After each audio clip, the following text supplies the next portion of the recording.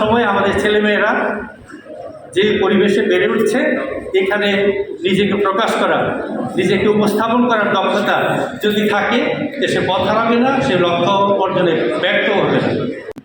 তাদের অধ্যয়নকাল শেষ হবে এবং তারা কর্মজীবনে প্রবেশের জন্য নিজেদেরকে এই সময়টার মধ্যে তারা প্রস্তুত করবে।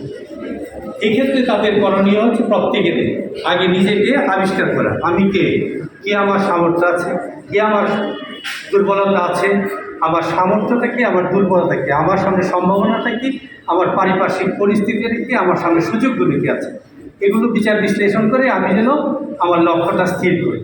টানা তৃতীয়বার অর্জন করেছে দেশের সেরা সুপার ব্র্যান্ড স্বীকৃতি বসুন্ধরা টিস্যু। এবং আমার লক্ষ্যটা যেন আমার সাধ্যের ভেতরে থাকে, আর লক্ষ্যটা যেন আদর্শহীন না হয়। লক্ষ্যের একটা আদর্শ থাকতে হবে, কারণ আদর্শ না থাকলে আমি লক্ষ্যে পৌঁছবো কিন্তু আমি ভালো মানুষ হব। আর আমি যদি ভালো মানুষ না হই, তাহলে সমাজ আমার কাছ থেকে ভালো কিছু পাবে না, সমাজ বদলাবে না। আমাদের সমাজটা বদলানো খুবই দরকার। আমি অনুভব করি যে আমরা ব্যর্থ। আমাদের যে জেনারেশন এই পর্যন্ত আমরা আছি, রাষ্ট্র আমরা যারা এখন চালাচ্ছি, ইতিমধ্যে চলে এসছে, আমরা কেউই সঠিকভাবে দায়িত্ব পালন করি।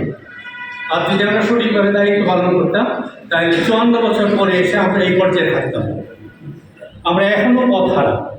আমি কোনো পথ, আমার কাছে এখনও মনে হয় জাতি এখনও তার পথের দিশা পাচ্ছে না।